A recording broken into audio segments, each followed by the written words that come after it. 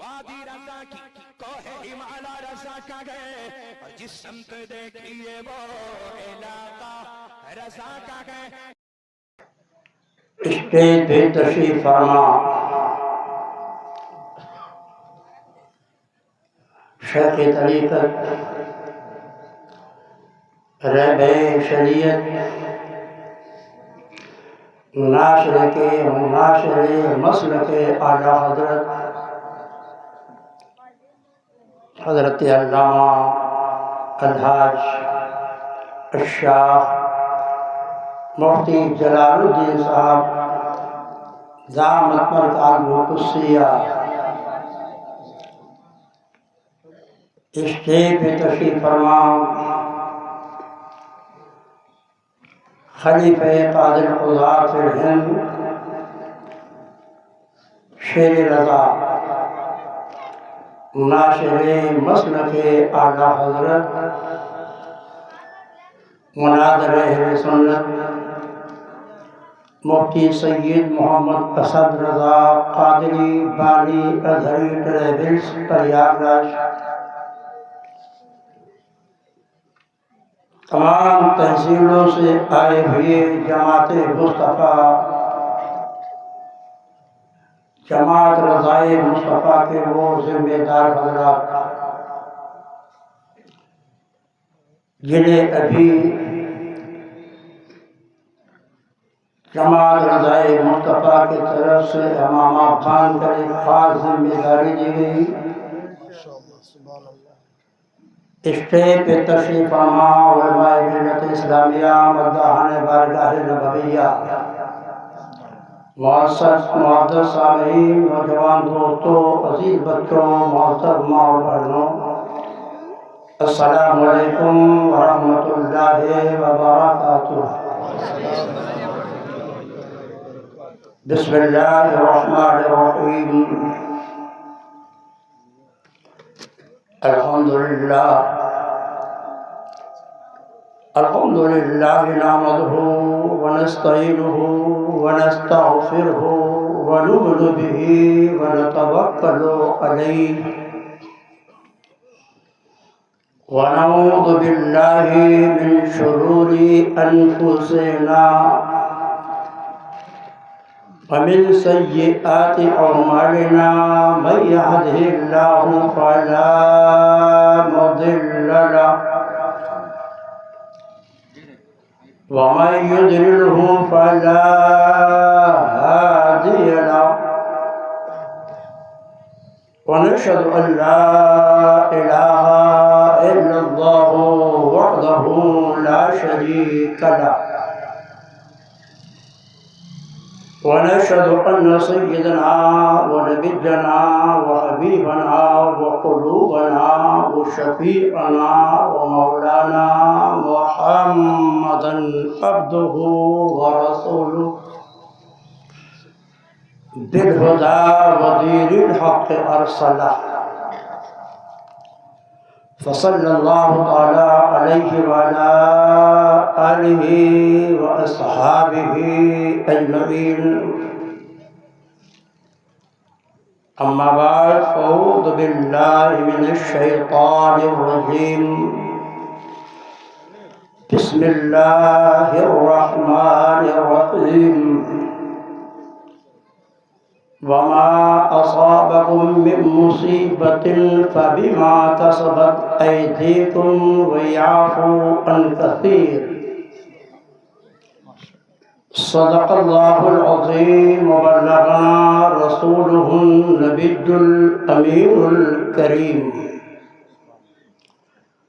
ونحن ولا ذلك لمن الشاهدين والشاكرين والحمد لله رب العالمين. معزز سامعین، نوجوان دوستوں، عزیز بچوں، قابل احترام علماء ملت اسلامیہ و خواتین اسلام،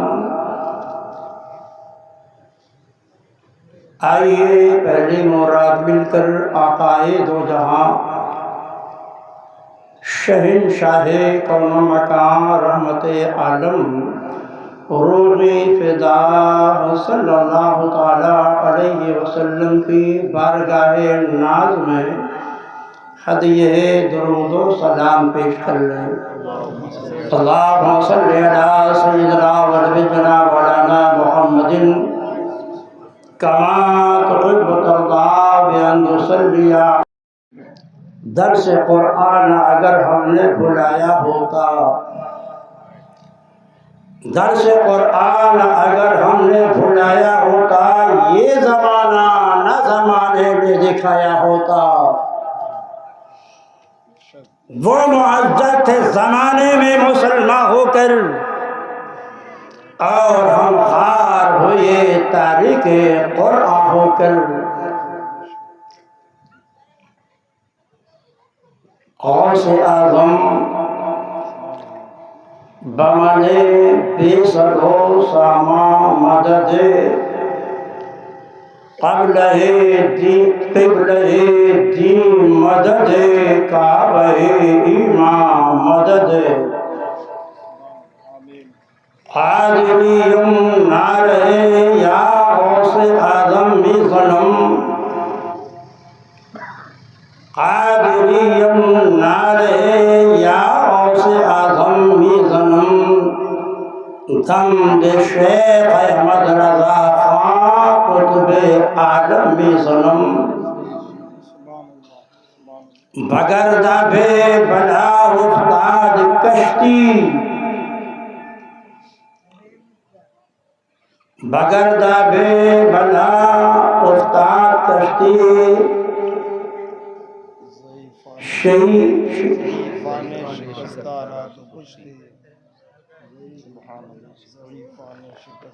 بگر دبے بلا افتاد کشتی، ضعیفان شکستہ رات پرسی، بحق خواجہ عثمان ہارون مدد کر یا معین الدین چشتی۔ معزز سامعین، یہ علماء کرام کا نورانی قافلہ جو آپ حضرات کے سامنے اسٹیج پہ جلوہ فرما ہے، ان کا ایک درد ہے جو دور و دراز سے چل کر اسی درد اور تڑپ کو لے کر آپ کے دیار محبت میں آئے ہوئے ہیں۔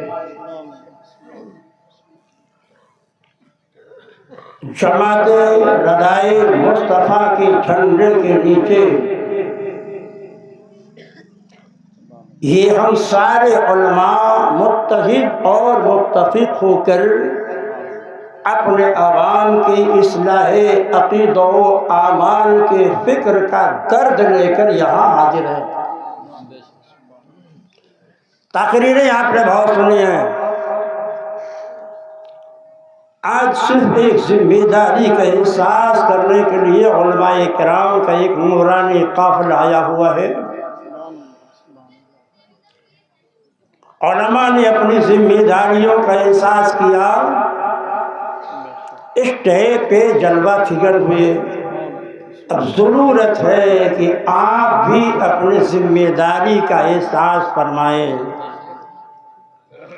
معزز سامعین، کوئی بھی تحریک ہو، کوئی بھی جماعت ہو، اس کا استحکام، اس کا فروغ، اس کی ارتقاء بغیر پیسوں کے نہیں ہوتی۔ جو لوگ تنظیمیں قائم کیے ہوئے ہیں، جماعتیں چلا رہے ہیں، آپ ان کے پاس جا کر پوچھئے کہ کتنی پریشانیوں کے ساتھ وہ جماعت کا انتظام و انصرام اور پوسٹر اور ہینڈ بل وغیرہ کا انتظام کرتے ہیں۔ جماعت ردائے مصطفیٰ کیوں قائم ہوئی؟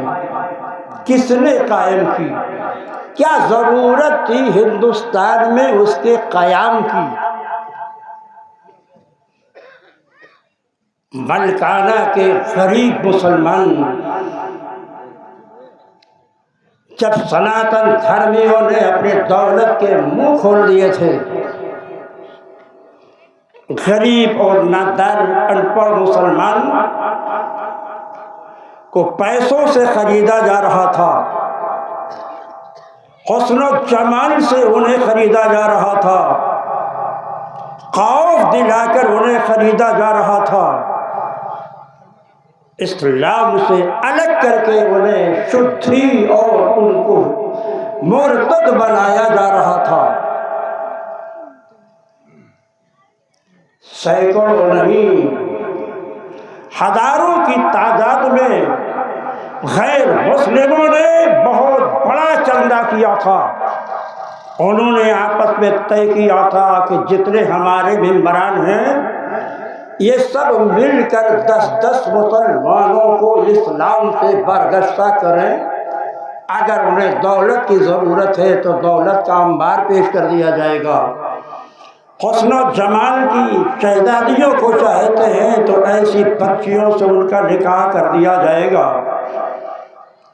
اگر دولت و حسن و جمال سے نہ بکے تو انہیں اتنا خوف دلا دیا جائے کہ اس خوف سے وہ ڈر کر اسلام کے دامن کو چھوڑ کر ہماری ساتھ آ جائے۔ جب یہ تحریک چلی اور مسلمانوں کو مرتد بنایا جانے لگا تو علی پور کے شیخ طریقت، رہبر شریعت، شیخ المشائخ حضرت پیر شاہ جماعت علی نے علی پور میں انجمن خدام الصوفیہ کا قیام کیا اور ہندوستان کی زمین پر آیت من آیات اللہ و معجزۃ من معجزات رسولی شیخ الاسلام والمسلمین مجدد اعظم سید امام احمد رضا محدث بریلوی ٹوٹی چٹائی پر دارالفتر میں بیٹھ کر عرب و عجم کے عقیدے کی اصلاح اپنے قلم کی تلوار سے فرما رہے تھے۔ جب انہوں نے دیکھا خالی جہاد بالقلم ہی کافی نہیں ہے، ضرورت ہے کہ ہماری جماعت کے بڑے بڑے علماء ان علاقوں میں تشریف لے جائیں، زحمتیں اٹھائیں اور جن کو ایمان سے برخستہ کیا جا رہا ہے انہیں پھر دوبارہ اسلام میں واپس لائیں۔ یہ کون ہے دونوں بزرگ؟ انجمن خدام الصوفیہ کے بانی شاہ پیر جماعت علی اور ان کے رفقا تھے۔ یہ معمولی شخصیت نہیں تھی پیر شاہ جماعت علی کی، اللہ کے ولی تھے یہ لوگ، دین کے درد تڑپا انجمن خدام الصوفیہ کی تاسیس رکھی۔ کیسی عجیب الشان شخصیت کی مالک تھے پیر شاہ جماعت علی۔ ایک بار ریلوے اسٹیشن پر تسبیح کا دانہ جیسے بزرگوں کا معمول ہوتا ہے ہاتھ میں تسبیح لے کر چہل قدمی کرتے ہوئے تسبیح و تحلیل پڑھ رہے تھے، پیشانی سے ایمان کی نورانیت جلوہ گر تھی۔ اسی اسٹیشن پر ایک انگریز افسر آتا ہے، ریبار لگائے ہوئے ہے، مذاق سوجھا داڑھی والے کی، مذاق سوجھا امامہ والوں کا۔ وہ افسر آگے بڑھا، شاہ پیر جماعت علی کے تسبیح کو پکڑ کے کہتا ہے مولانا یہ کیا ہے، یہ کیا ہے؟ تو حضرت نے الزامی جواب دیتے ہوئے اس کے لیے وال پر ہاتھ رکھا، کہا تم بتاؤ یہ کیا ہے؟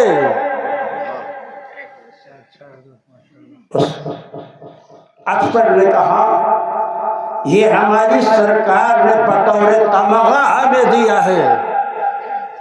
तो पीर शाह जमात अली फरमाते हैं मेरे सरकार ने तस्बीह का तमगा हमें अता किया है। उसने कहा क्या काम है इस तमगे का? फिर आपने दीवार पे हाथ रखा, क्या काम है तुम्हारे इस तमगे का? कहा इसका कारनामा देखना चाहते हो? उठाया रिवाल्वर, परिंदा उड़ रहा था, धान से उसे मारा, परिंदा गिर गया। कहा देखा हमारे सरकार के तमगे का काम? पीर शाह जमात अली आगे बढ़े, अपनी तस्बीह को परिंदे से छुड़ा दिया, छुड़ाते ही वो जिंदा होके उड़ गया।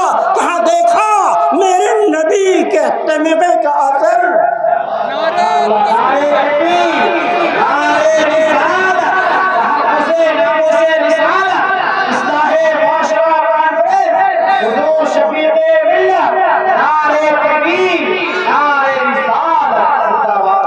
मुजद्दिद आदम किसी मामूली शख्सियत का नाम है? वली भी थे, वलीगर भी थे। ये शायरों को दिया करे तो अच्छा है। सैयद साहब मादर सामीन, मुजद्दिद आदम की शख्सियत को आपने सिर्फ ये समझा कि एक आलिम थे। अवलन तो आलिम की शान बहुत बड़ी होती है। अल्लाह के नबी ने फरमाया उलमा वरसतुल अंबिया, ये उलमा अंबियाए किराम के वारिस हैं, सच्चे नाइब हैं। मेरे बाद बनी इस्राइल के अंबिया जिस तरह तबलीग और रुश्द व हिदायत का काम करते थे, यही काम मेरे उम्मत के उलमा करेंगे। और आका ने फरमाया मेरे उम्मत के उलमा की हैसियत वही है जैसे भी बनी इस्राइल के अंबिया की थी। मगर नबूवत का दरवाज़ा बंद हो गया, इस्लाम क़यामत तक के लिए रहने के लिए आया है। मेरे बाद जो काम अंबिया करते थे रुश्द व हिदायत का मेरे उम्मत के उलमा करेंगे। उलमा की शान हदीस रसूल से अगर आप समाप्त करें, आलिम बाअमल को आलिम रब्बानी कहा जाता है। इसीलिए आका ने जब भी दुआ मांगा है तो सिर्फ इल्म की दुआ नहीं मांगी है, मांगा है तो कहा अल्लाहुम्मा इल्मन नाफ़िअन। अल्लाह सिर्फ इल्म ही नहीं, इल्मे नाफ़े अता फरमा, ताकि इल्म के मुताबिक अमल का दायरा भी बढ़ता चला जाए। एक तरफ तो उलमाए रब्बानीयीन की जमात है, एक तरफ औलियाए किराम का गिरोह है। ये दोनों नाइबीन रिसालत हैं। औलियाए किराम का काम है दिल की इस्लाह करना, दिल के फसादात को दूर करना। जैसा कि आका ने फरमाया फिल जसद लमुज़ग़ा इन सलहत सलहत जस्द कुल्लहु व इन फसदत फसदल जस्द कुल्लहु।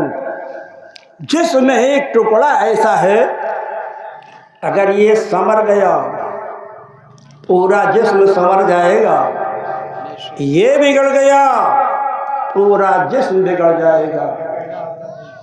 मुजद्दिद आदम इमाम रज़ा मुहद्दिस बरेलवी ने दिल को संवारा तो दुनिया भर के मुसलमानों के ईमान की हिफाजत फरमा दी। अशरफ अली का दिल बिगड़ा तो लाखों मुसलमानों को उसने कुफ्र गुमराही में मुब्तला करके जहन्नम का उन्हें ईंधन बना के चला गया। इसलिए औलियाए किराम का काम है दिल का तक़द्दुस और तत्हीर। और जब दिल संवर गया तो फिर वो औलिया अपने मुरीदीन और मुतक़द्दीन को उलमाए रब्बानीयीन के हवाले कर देते थे। दिल हमने संवारा है, अब जिस्म को संवारना तुम्हारा काम है। ये दोनों नाइबीन रसूल हैं।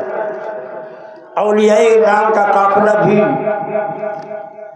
اور علماء ربانین کی جماعت بھی اور امام احمد رضا محدث بریلوی دونوں ہی جماعتوں کے امام تھے، یعنی اولیاء کرام کے بھی وہ امام ہیں۔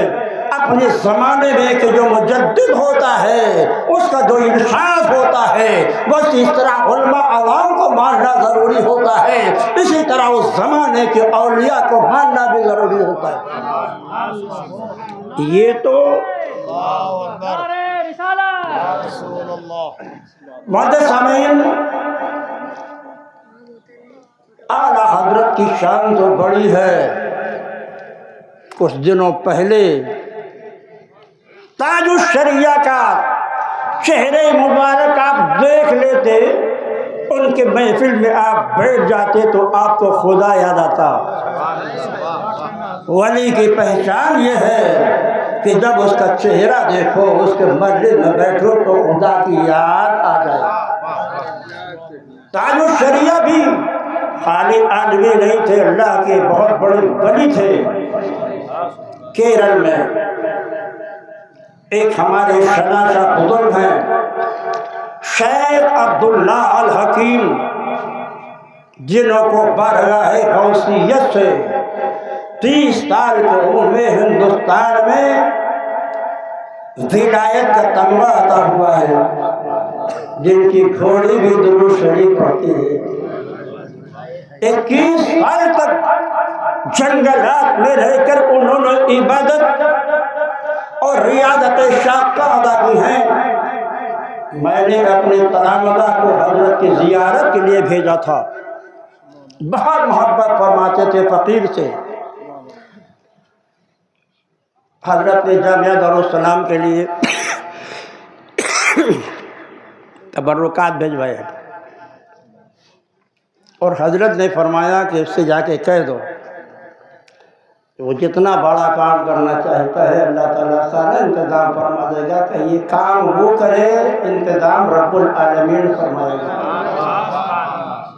چھوٹا سا مولوی 43 سال تک قریب نماز میں خود صدارت پہ قائم ہو کر الحمدللہ آقائے نعمت کے فیوض و برکات سے 18,000 سے زائد علماء پورے ہندوستان میں پیدا کیا۔ یہاں پر ایک دو نہیں، درجنوں علماء ایسے تشریف فرما ہے جو دارالغریب نماز کی یادگار ہے، اور جنہوں نے میری درسگاہ میں بیٹھ کر بخاری اور دیگر کتابیں حرفن پڑھی ہیں۔ عزیزو، ان کا فرمان تھا جب حضور تاج الشریعہ کوئی فتویٰ دیا کرتے تھے، ان تلامذہ کیرل نے فرمایا تاج الشریعہ جو گفتگو کرتے ہیں اور ہدایت دیتے ہیں، جو فتویٰ لکھتے اور ہدایت دیتے ہیں، وہ عوام ہی نہیں، ہم علماء اور اولیاء کو بھی اس کا ماننا فرض اور ضروری ہوتا ہے۔ یہ تاج الشریعہ کی زندگی تھی جو اعلیٰ حضرت کے بہت بات کہیں۔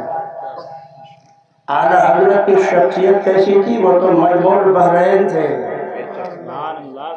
علم شریعت میں بطل عظیم ہونے کے ساتھ ساتھ علم طریقت میں اللہ نے اتنا اونچا مرتبہ دیا تھا کہ اولیاء ان کی بارگاہ میں آ کر تربیت حاصل کرتے تھے۔ دارالافتاء میں بیٹھے ہوئے تھے، ایک دن ایک مجذوب آتا ہے۔ مجذوب عربی لفظ ہے، اس کا معنی آپ نہیں سمجھیں گے، آج علماء ہیں وہ جانتے ہیں۔ اولیاء دو گروہوں میں تقسیم ہوتے ہیں، کچھ جماعت سالکین کی ہوتی ہے، کچھ جماعت مجاذیب کی ہوتی ہے۔ سالکین کا پہچاننا بہت آسان ہے، کیونکہ ان کی زندگی ہر وقت ذکر، فکر، عبادت و ریاضت سے گھری ہوتی ہے، چہرے سے نورانیت ٹپکتی رہتی ہے، ان کے من میں بیٹھا تو خدا یاد آ جاتا ہے۔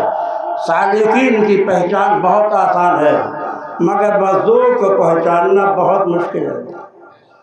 مجذوب اللہ کا وہ ولی ہوتا ہے کہ جب اللہ کا فضل خاص ان پر ہوتا ہے اور تجلی الہی کی ایک جھلک دیکھتا ہے تو اپنے عقل و ہوش و بات کو کھو بیٹھتا ہے اور اسی تجلی میں ہمیشہ گم رہتا ہے۔ دنیا سمجھتی ہے کہ یہ پاگل ہے، دنیا سمجھتی ہے دیوانہ ہے۔ دیوانہ ضرور ہے مگر دیوانوں مجھے آج سے دیوانہ نہ کہنا، دیوانہ بہت سوچ کے دیوانہ بنا ہے۔ وہ دیوانہ ضرور ہے مگر دنیا کا دیوانہ نہیں ہے، عشق الہی اور بحر توحید میں غرق ہو کر اس نے اپنے دل و دماغ کو کھو دیا۔ بیٹھے ہیں امام احمد رضا اپنے دارالافتاء میں، قلم کی ہدایت کے لیے، آپ کا قوم کی ہدایت کے لیے قلم آپ کا چل رہا ہے، فتویٰ آپ لکھ رہے ہیں۔ بریلی کے ایک بڑے مشہور بزرگ آتے ہیں، دھڑ سے مولانا احمد رضا خان کے دارالافتاء میں گھس جاتے ہیں، جا کر سلام کرتے ہیں، اعلیٰ حضرت روک کر سلام کا جواب دیتے ہیں، اور مظلوم کہتا ہے مولانا احمد رضا حضور کی کا اختیار مجھے دنیا میں تو نظر آتا ہے لیکن آسمان میں حضور کا اختیار نظر نہیں آتا۔ مظلوم بول رہا ہے۔ اعلیٰ حضرت نے چہرے پر اپنی آنکھیں ڈالی، فرمایا کوئی دیکھے یا نہ دیکھے، کوئی سمجھے یا نہ سمجھے، کوئی جانے یا نہ جانے، اللہ کا محبوب ہمارا رسول مالک زمین بھی ہے، مالک آسمان بھی ہے، مختار زمین بھی ہے، مختار آسمان بھی ہے۔ اس کا اختیار کا جلوہ دنیا میں بھی نظر آئے گا، اس کے اختیار کا جلوہ آسمان میں بھی نظر آئے گا۔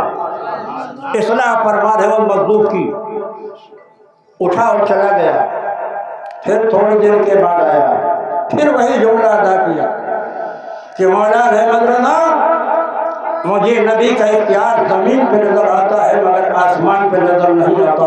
پھر آپ نے وہی جملہ دہرایا، کوئی دیکھے یا نہ دیکھے، کسی کو نظر آئے یا نظر نہ آئے، کوئی جانے یا نہ جانے، مگر میرا نبی مختار کائنات بن کے آ رہا ہے، وہ خالی زمینی نہیں، 18,000 عالم میں اس کا اختیار چلتا ہے۔ سبحان اللہ، نعرہ تکبیر، نعرہ رسالت،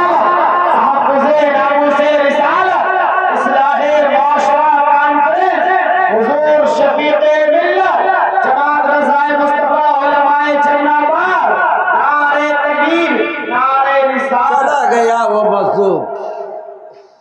حضور مفتی اعظم ہند ہمارے الحمدللہ پیر و مرشد ہیں، اور جتنے بزرگ ہیں یہاں پہ میرے خیال میں انہوں نے شاید آپ کو دیکھا بھی ہو، کیونکہ جب تک حضرت سفر کے لائق تھے پاسبان ملت علامہ مشتاق احمد نظامی اپنے قابل اولیاء کو سرکار مدینہ کانفرنس میں ہمیشہ مدعو کرتے تھے، جس میں حضور مجاہد ملت سرکار مفتی اعظم ہند، مفتی اعظم کانپور، شیخنا الکریم مفتی شریف صاحب امجدی، علامہ ارشد القادری، مظفر میاں، جتنے اکابر مقررین تھے، جتنے اکابر علماء کرام تھے، وہ سب سرکار مدینہ کانفرنس میں تشریف لاتے تھے۔ جس وقت یہ لوگ اسٹیج پہ بیٹھ جاتے تھے اس وقت کسی شاعر میں یا کسی عالم میں معمولی عالم کو تقریر کرنے کی ہمت نہیں پڑتی تھی، کیونکہ ان کے نظریں ہمیشہ نیچے رہا کرتی تھی، نظر اس وقت اٹھتی تھی جب مقرر یا شاعر اپنے کلام میں خلاف شرع کوئی بات کہتا۔ میرے سامنے اللہ نے فرمائے راز الہ آبادی پر، شمس الہ آبادی پر، اختر عزیز الہ آبادی پر، بڑے شاعر تھے یہ۔ انہوں نے جب اس اسٹیج پہ اشعار پڑھے اور کچھ اشعار خلاف جو ہے شریعت کے حکام کے خلاف ہوئے، فوراً سرکار مفتی اعظم ہند نے فرمایا استغفر اللہ من کل ذنب واتوب الیہ۔ ہدایت کا انداز دیکھیے، جیسے انہوں نے کہا پاسبان ملت ناظم اسٹیج ہوتے تھے، فوراً ارشاد فرماتے تھے مولانا آپ نے کیا جملہ کی ادا کیا ہے اس سے توبہ و استغفار کر لیجیے۔ پھر جو عالم وہاں تقریر کر دیتا تھا سمجھیے اس کے صحت خطاب پر مہر لگ جاتی تھی، اب دنیا کے بڑے بڑے علماء و مشائخ اور خانقاہوں میں جا کر وہ تقریر کرتا، کوئی اس پر حرف گیری نہیں کر سکتا تھا۔ مفتی اعظم بہت چھوٹے تھے، اور مجذوب دوبارہ آ کر چلا گیا تو مفتی اعظم اوپر پھسل کے چھت پہ گر گئے۔ بچے ہوتے ہیں، دوڑتے ہیں، پانی پاؤں کے نیچے پڑا، پھسل گئے، گر گئے۔ جب حضرت مفتی اعظم ہند چھت پہ گرے تو آپ کی والدہ فرماتی ہیں، مولانا احمد رضا، میں نے کتنی بار تم کو سمجھایا کہ مجذوبوں سے الجھا نہ کرو، دیکھو مجذوب گیا اور مفتی اعظم گر پڑے۔ جواب سنوال حضرت، ماں ایک مصطفیٰ رضا کیا ہے؟ اگر ہزاروں مصطفیٰ رضا میرے گود میں ہوتے تو عظمت رسالت اور شان الوہیت پر سب کو قربان کر دیتا، مگر میں ایک فاتحہ سے باز آتا ہی نہیں۔ ایک جواب تھا مجدد اعظم کا۔ پھر دنیا نے دیکھا، آپ فرماتے ہیں جب ماں نے یہ کہا تو کہا، ماں اصل میں ابھی ان کی نظر میں ولایت کا وہ اونچا مقام نہیں تھا کہ انہیں آسمان میں سرکار کا اختیار نظر آ جاتا۔ الحمدللہ اب میں نے انہیں وہ نظر دے دیا ہے کہ انہیں زمین میں بھی اختیار نظر آئے گا مصطفیٰ کا، اور آسمان میں نظر آئے گا مصطفیٰ جان رحمت کا اختیار۔ پھر آپ نے مسلسل اسی موضوع پر کتابیں لکھی، سلطنت مصطفیٰ فی مملکت کل الورا، اور آپ نے انباء الغیب اور الامن والعلا کئی کتابیں لکھ کر حضور اقدس صلی اللہ علیہ وسلم کے شان افضل اختیار پر قوم کی رہنمائی فرمائی امام احمد رضا نے۔ اور فرماتے ہیں امام اللہ محدث دہلوی، اے عزیز و محترم، یہ ہے امام احمد رضا جنہوں نے جماعت رضائے مصطفیٰ کی تاسیس رکھی، بنیاد رکھا، اور کام کس کو سپرد کیا؟ ان کے بارگاہ میں جتنے بھی علماء حاصل کر رہے تھے ان سب اللہ کے ولی تھے۔ حجت الاسلام کو دیکھو، بریلی شریف میں ہم لوگ سرکار اعلیٰ کے اس میں قاضی القضاء کے ہاں شریک تھے۔ محدث کبیر علامہ دیار المصطفیٰ نے لاکھوں لوگوں کے سامنے یہ واقعہ بیان کیا۔ حجت الاسلام کو جس نے نہ دیکھا ہو وہ تاج الشریعہ کو دیکھ لے،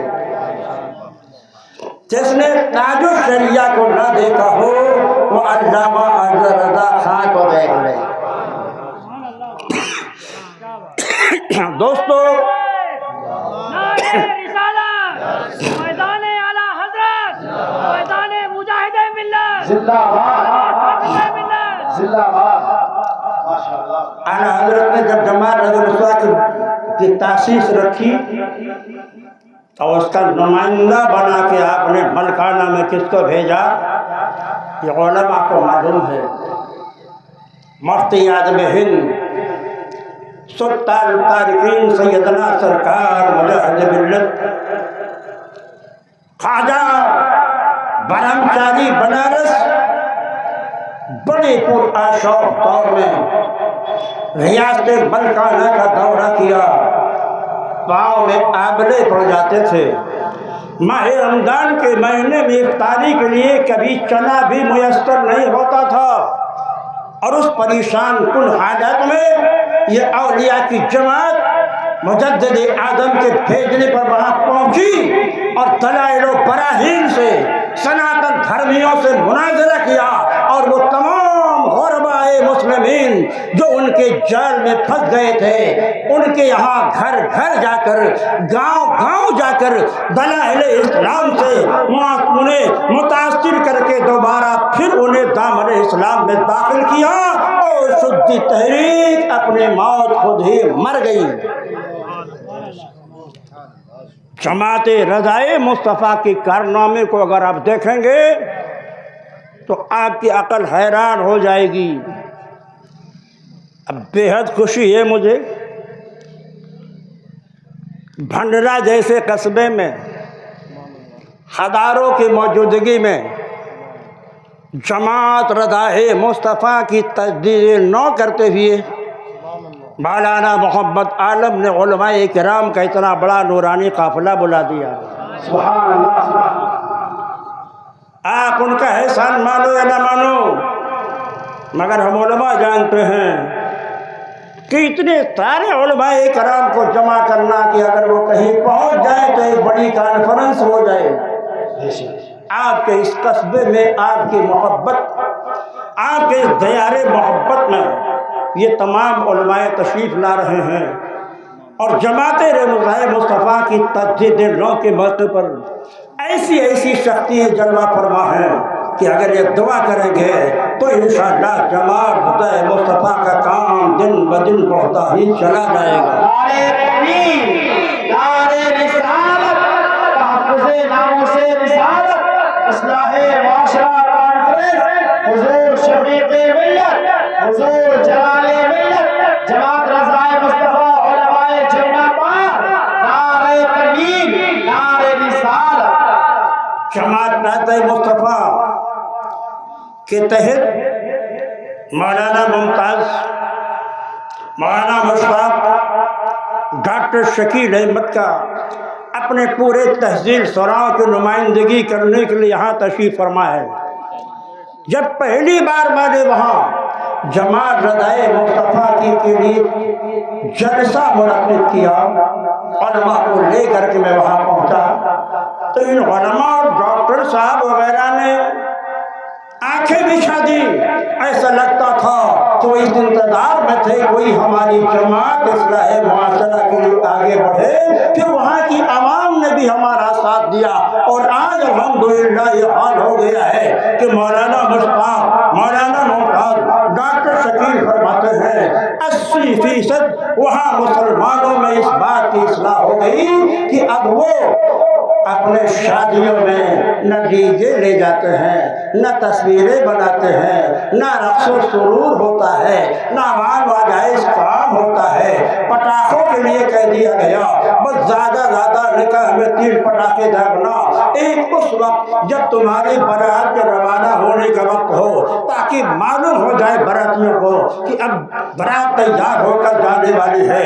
ایک پٹاخہ اس وقت داغنا جب دلہن کے مکان کے قریب پہنچو، پٹاخہ داغ دو، دلہن کے لوگوں کو احساس ہو جائے برات قریب آ گئی ہے، وہ آپ کے استقبال کے لیے آگے بڑھ جائیں، اور اس کے بعد جب نکاح ہو جائے تو نکاح کے اعلان کرنے کے لیے ایک پٹاخہ اور داغ دو، تاکہ پورے علاقے کے جبر و جمال کو معلوم ہو جائے کہ ایک مومن والا، ایک ایمان والا، ایک ایمان والا مرد، ایک ایمان والی لاڈلی شہزادی، دونوں نکاح کے عقد میں دونوں جڑ گئے ہیں۔ اب انشاءاللہ ان کے ذریعے سے امت محمدیہ کی مزید ترقی ہوگی، کیونکہ نبی نے فرمایا ہے تزوج الودود الولود فإنی مکاثر بکم الامم، زیادہ بچہ پیدا کرنے والی بچیوں سے شادی کرو، زیادہ محبت کرنے والی بچیوں سے شادی کرو، کیونکہ میں میدان قیامت میں اپنے امت کی کثرت پر فخر کروں گا۔ بات سوچیں کہ مفتی صاحب یہ حدیث تو عجیب ہے، ہمیں کیسے معلوم ہوگا کہ جس بچی سے ہم شادی کر رہے ہیں یہ اپنے شوہر سے محبت کرنے والی ہے؟ ہمیں کیسے معلوم ہوگا کہ جس بچی سے ہم نکاح کر رہے ہیں وہ بچے کثرت سے پیدا کرے گی؟ ایک بات اور سن لیے، ایک صحابی حاضر ہوئے سرکار کی بارگاہ میں تو عرض کرتے ہیں یا رسول اللہ ایک بڑی حسین اور خوبصورت شہزادی ہے، جی چاہتا ہے اسے نکاح کر لوں، مگر سرکار ایک کمی ہے اس میں۔ فرمایا کیا کمی ہے؟ کہا وہ اولاد نہیں پیدا کر سکتی۔ سرکار نے فرمایا مت کرو نکاح اس سے۔ پھر دوبارہ آئے، پھر وہی بات عرض کی تو آقا نے فرمایا مت کرو اس سے نکاح۔ جب تیسری بار آئے تو حدیث رسول نے ان کی رہنمائی کی، آقا نے ان کو یہ حدیث سنائی تزوج الودود الولود فإنی مکاتر بکل امم۔ کیسے پہچانیں گے آپ کہ اپنے شوہر سے محبت کرے گی؟ علماء نے فرمایا ہے اس کی ماں کو دیکھو نا، اس کے بہنوں کو دیکھو نا، اس کی بہنیں، اس کی ماں، اس کی خالائیں اپنے شوہروں کے ساتھ کس طرح زندگی گزارتی ہیں۔ اگر وفادار ہے، اپنے شوہر سے محبت کرتی ہے تو نسل اور رنگ کا اثر ضرور ہوگا، اور یہ بچی بھی اپنے شوہر سے محبت کرے گی۔ کثرت سے اولاد کیسے پیدا کرے گی؟ ماں کو دیکھو، اس کے بہنوں کو دیکھو، اس کی خالوں کو دیکھو، کثیر الاولاد ہے کہ نہیں، تمہیں یقین ہو جائے گا کہ انشاءاللہ اس بچے کے بطن سے محافظین ایمان بچے پیدا ہوں گے، اور انشاءاللہ میری اولاد کی کثرت ہوگی، اور نبی کونین صلی اللہ علیہ وسلم کے امت کی تکثیر ہوگی، جس پر اللہ کے نبی قیامت میں فخر کریں گے۔ اسی لیے میرے آقا نے فرمایا، جماعت رضائے مصطفیٰ کا پیغام آپ سنو۔ پہلا پیغام، اپنے بچوں کو علم دین کے ساتھ علم دنیا کی بھی تعلیم دو۔ شریعت نے اگر یہ کہا ہے طالب العلم فریضۃ علی کل مسلم و مسلمہ، اتنا علم کرنا، طلب کرنا ہر مسلمان مرد عورت پر فرض ہے، جس سے اسے اپنے خدا و رسول کی معرفت حاصل ہو سکے، جسے وہ ارکان اسلام کو صحیح طور پہ ادا کر سکے۔ مفتی بن جانا، مجتہد بن جانا، مفسر بن جانا، یہ ہر آدمی کا کام نہیں ہے، یہ تو اسی خوش نصیب کو ملتا ہے جسے پروردگار عالم نے اس منصب کے لیے منتخب کر لیتا ہے۔ کیا معلوم تھا حضور کی والدین کو کہ میرے بطن سے اور نسل سے پیدا ہونے والا اشرفیہ جیسی عظیم الشان مدرسے کو، کہ جہاں ملازمت کرنے کو علماء باعث فخر محسوس کرتے ہیں، مگر قربان جاؤ ان کی ادا پر، ہم ان سے اسی لیے محبت کرتے ہیں کہ لاکھوں کی نوکری انہوں نے ٹھوکر مار دی، مسئلہ اعلی حضرت پر آنچ آنا برداشت نہیں کیا۔ ان کا چہرہ دیکھو، اس لیے ہمیں ان کی یہ ادا بہت پسند آئی، اور تاج الشریعہ کو بھی بہت پسند آئی تھی۔ بریلی کے لوگوں نے بھی چاہا تھا کہ حضرت ہمارے یہاں آ جائیں، مگر حضرت اس قدر دل برداشتہ ہو چکے تھے اشرفیہ کے ماحول سے کہ مدرسے سے اپنے آپ کو ٹچ نہیں کیا، رشد و ہدایت کی منزل میں اتر آئے۔ جو کام مدرسے کرتے ہیں وہی کام حضرت بھی کر رہے ہیں۔ رشد و ہدایت کبھی علم کو پھیلا کے ہوتا ہے، کبھی گنہگاروں سے توبہ کرا کے ہوتا ہے۔ یہ علماء رشد و ہدایت کا کام مدارس میں بیٹھ کر قرآن و حدیث پڑھا کے کر رہے ہیں، اور حضرت عوام کے بیچ میں جا کر گنہگاروں کو بیعت توبہ کرا کر انہیں پروردگار عالم سے ملانے کی کوشش کر رہے ہیں، سلسلے عالیہ قادریہ میں منتخب کر رہے ہیں۔ اور یہ وہ سلسلہ ہے کہ سرکار غوث اعظم فرماتے ہیں قیامت تک جو سلسلے قادریہ میں مرید ہو جائے گا، میرے رب نے مجھ سے وعدہ فرمایا ہے کہ جب تک میرے مرید کو توبہ کی توفیق نہیں دے دے گا، اسے دنیا میں موت نہیں آئے گی۔ معزز سامعین، تو پہلا پیغام جماعت کا تعلیم کو عام کرو۔ یہ حکومت مدارس کو بند کرنے کے فکر میں ہے نا، گھر گھر کو مکتب بنا دو، ہر گھر میں اپنے بچیوں کے تعلیم کا انتظام کرو۔ الحمدللہ آپ کے دیار میں لڑکیوں کے کئی مدارس ہیں، بہت سے معلمات تیار ہو چکی ہیں۔ اگر آپ اپنے بچیوں کو مدرسہ میں نہیں بھیج سکتے تو اپنے گھر میں معلمات کا انتظام کیجیے، وہ انہیں دین کی تعلیم آپ کے گھروں میں جا کے دیں گے۔ یہ دین قیامت تک آنے رہنے کے لیے آیا ہے۔ یہ کسی مدرسے کے بند کر دینے سے یا مساجد کو اٹھا دینے سے یا علماء پہ ظلم کرنے سے نہ بند ہوا ہے نہ بند ہوگا۔ جس دن دنیا میں مسلمان نہیں رہیں گے، دنیا کا وجود بھی نہیں رہے گا۔ یہ مسلمانوں کا وجود اس زمین زمین کے تحفظ کے لیے ضمانت ہے۔ آقا فرماتے ہیں قیامت اس وقت تک قائم نہیں ہوگی جب تک کہ ایک شخص بھی لا الہ الا اللہ محمد الرسول اللہ کہنے والا موجود ہوگا۔ ہم اہل حق ہیں الحمدللہ، ہمارے پیچھے شیطان جو ایک زمانے سے اپنے کام میں لگا ہوا ہے، گناہوں کو سجا سجا کے ہمارے اہل حق کے سامنے پیش کرتا رہتا ہے۔ یاد رکھیں آپ روزانہ سونے کے وقت جماعت ردائے مصطفیٰ پیغام ہے، آپ اپنی زندگی پہ غور کیجئے۔ آج صبح سے شام تک ہم نے کوئی ایسا کام تو نہیں کیا ہے جو اللہ و رسول کے مرضی کے خلاف ہو۔ اگر خدا نخواستہ آپ سے کوئی ایسا کام سرزد ہو گیا تو رات میں سونے سے پہلے اپنے اس گناہ سے توبہ کر لو۔ کیا معلوم یہ ہماری زندگی کی آخری رات ہو تو توبہ کر کے سو، تاکہ اگر روح پرواز کر جائے تو اللہ کی بارگاہ میں اپنے گناہوں سے صاف ستھرا ہو کر کے جاؤ۔ یہ پیغام ہے جماعت رضا مصطفیٰ کا۔ علم عام کرو، اپنے گناہوں سے توبہ کرو، ورنہ جانتے ہو کیا ہوگا؟ تاریخ اٹھا کر دیکھو، جب پوری قوم گناہوں میں ملوث ہو گئی ہے اور اس قوم کا حکمراں بھی گناہ ملوث ہوا ہے تو اس قوم کو صفحہ ہستی سے مٹانے کے لیے کفار کی جماعت آگے بڑھی ہے۔ ہلاکو خان کو کون نہیں جانتا؟ چنگیز خان کو کون نہیں جانتا؟ بغداد مقدس کے علماء نے ان کے خواب سے اپنے آپ کو روپوش کر دیا۔ اس وقت کا شہنشاہ محمد خوارزم شاہ تھا۔ عوام میں بدعملی پھیل گئی تھی، شراب عام تھی، بدکاریاں عام تھی، اعلانیہ اسلام کا مذاق اڑایا جا رہا تھا۔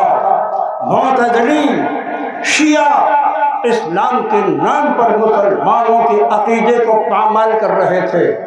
علماء کی ذمہ داری تھی کہ اٹھتے، قوم کی رہنمائی کرتے، مگر نہیں کیا۔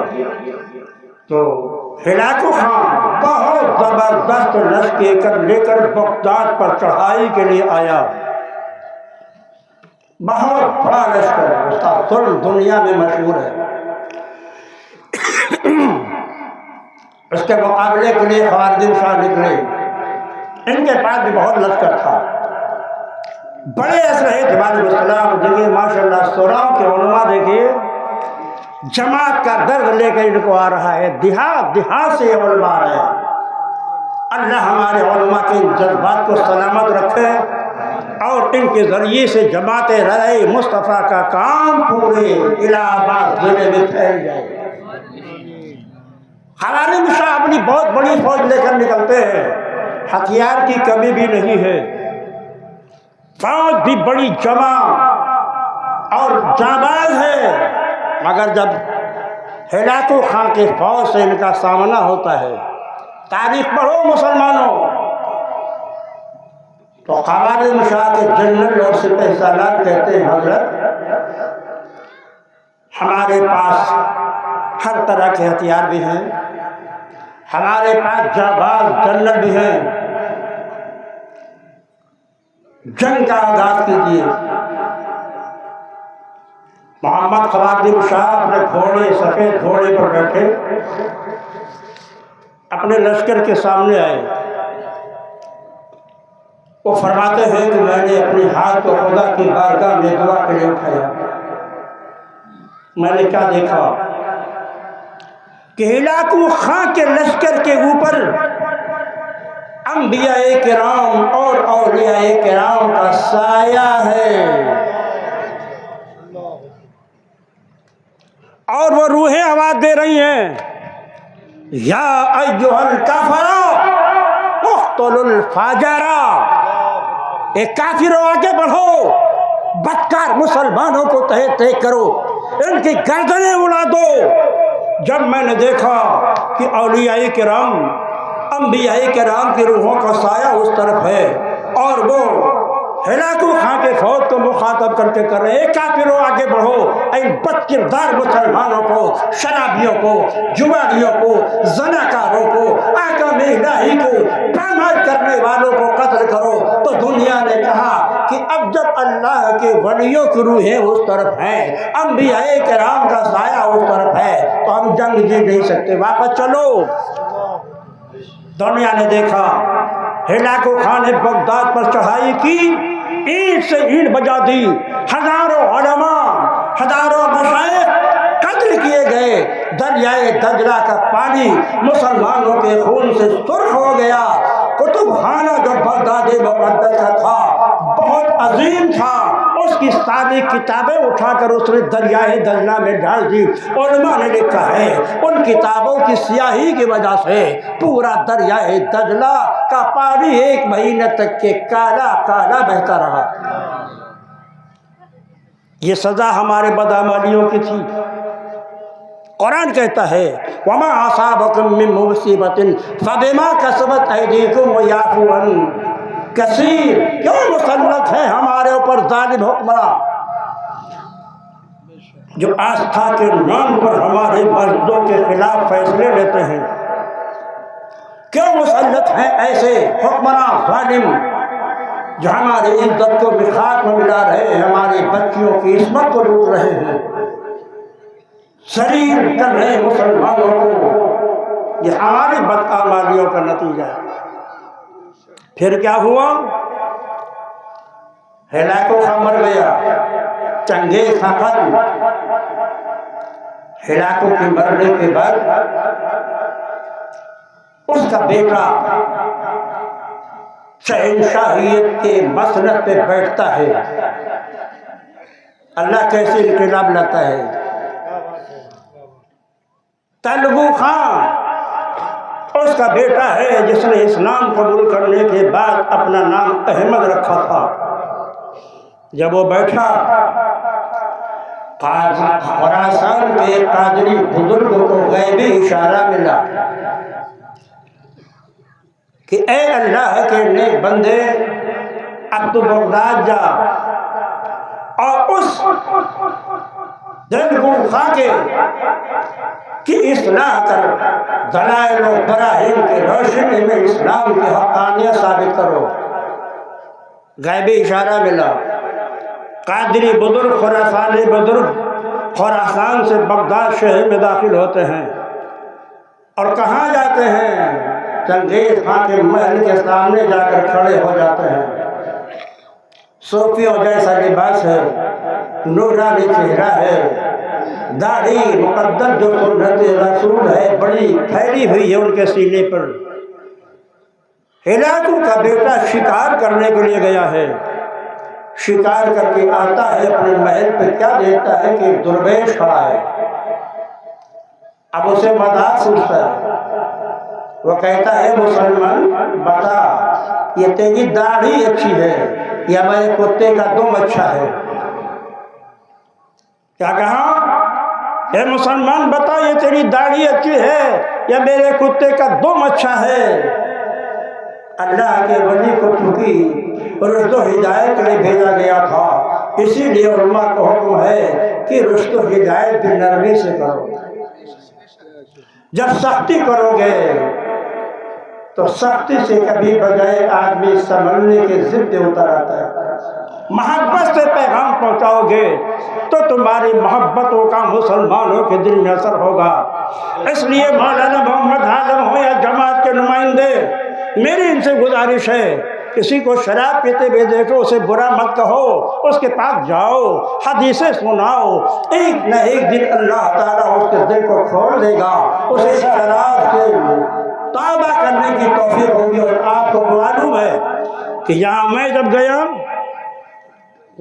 سنجے کی والد پورا گھرانہ ان کا شراب میں مبتلا تھا، میرے ہاتھ میں بیعت ہوئی، میں نے ان کو تاکید کی کہ جب شراب کا ایک قطرہ رہتا ہے پیٹ میں تو 40 دن عبادت کی مٹھاس ختم کر دی جاتی ہے اور دعائیں قبول نہیں ہوتی۔ اللہ نے توفیق دی، خود توبہ کیا، اور جتنے ان کے رفقا تھے انہوں نے شراب پینے سے توبہ کے الحمدللہ داڑھی میں رکھ لیے. اگر اس علاقے پہنچ جاتا ہوں تو پوری پارٹی کے ساتھ ملنے کے لیے آتے ہیں. تو نرمی سے جماعت اپنے رشد و ہدایت کو آگے بڑھے. فوراً ہی اگر کسی کو گناہ مبتلا دیکھو تو اس کا بائیکاٹ مت کر دو، پوری طاقت لگاؤ اس کے اصلاح کرنے کی، ہو سکتا ہے.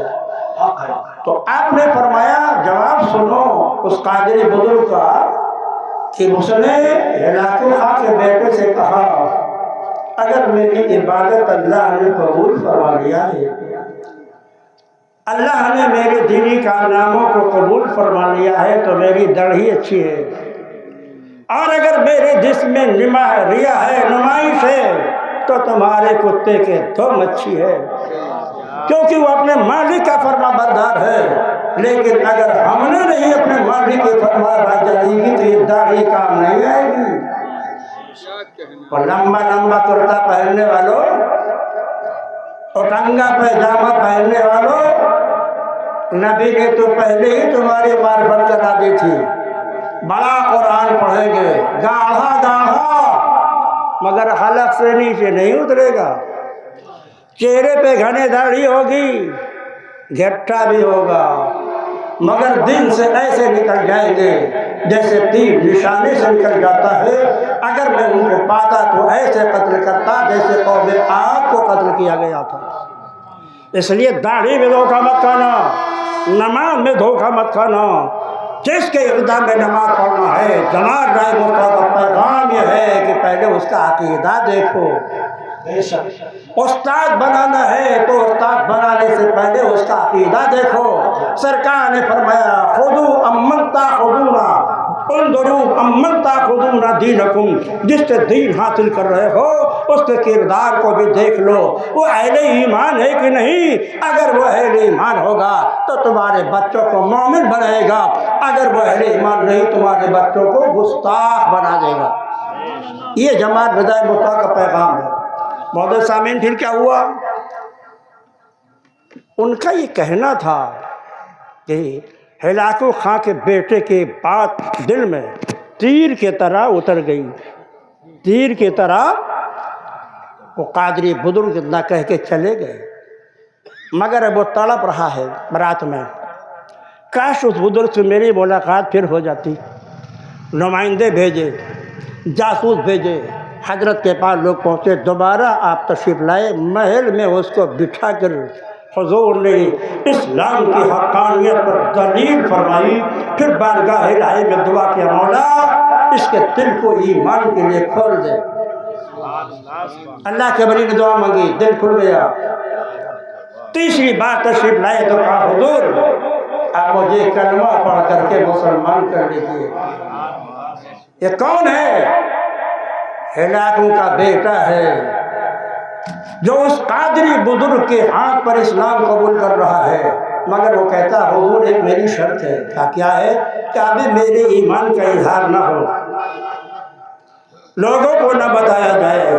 بڑے بڑے سالار اور جنرل میرے ساتھ ہیں، میں ان کا مزاج اسلام کے قریب کرنا چاہتا ہوں.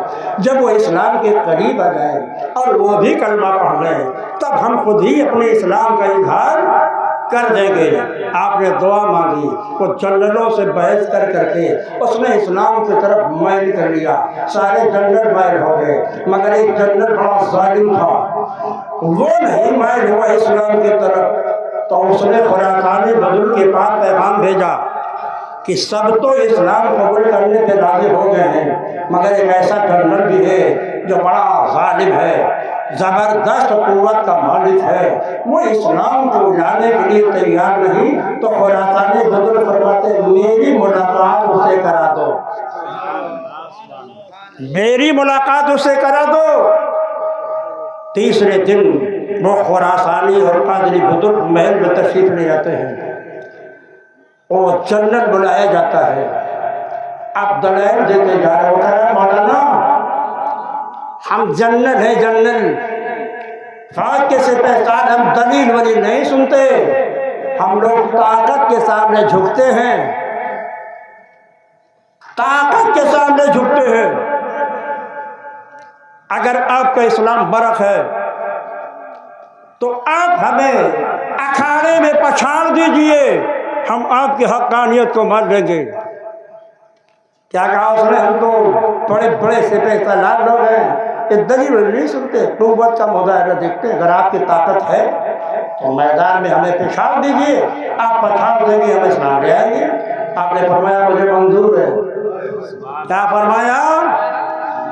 دبلے پتلے پھٹے پرانے کپڑا پہنے ہوئے، فرمایا مجھے منظور ہے۔ تاریخ کا اعلان کر دیا گیا، لاکھوں کا مجمع جمع ہو گیا۔ اب شہنشاہ کو فکر ہوا احمد کو کہ وہ لاغر ہیں، کمزور ہیں، دو پسلی کے تو ہیں، اور یہ شہنشاہ بڑا ظالم ہے کہ ایسا نہ ہو کہ مقابلے میں معاملہ پلٹ جائے۔ وہ بھی دعا مانگنے لگا۔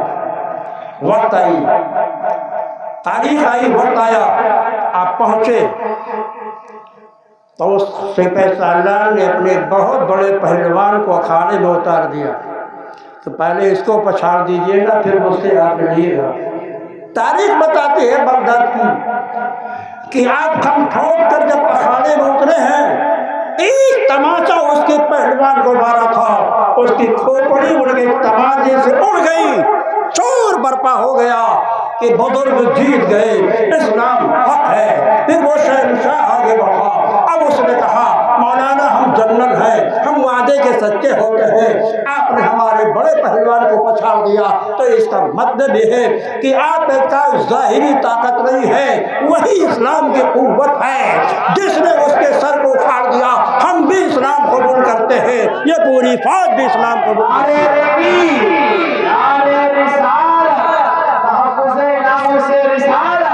اصلاح معاشرہ کانفرنس، عشق محبت، عشق محبت، عشق محبت، عشق محبت، فیضان اعلیٰ حضرت، فیضان غوث اعظم، علماء اہل سنت، جماعت رضائے مصطفیٰ، نعرہ تکبیر، نعرہ رسالت۔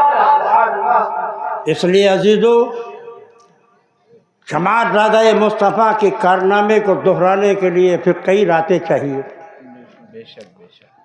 بس میری یہی گزارش ہے پورے علماء کی طرف سے، ہم نے اپنی ذمہ داری کو محسوس کیا ہے، اب آپ کو اپنی ذمہ داری کا احساس کرنا ہے۔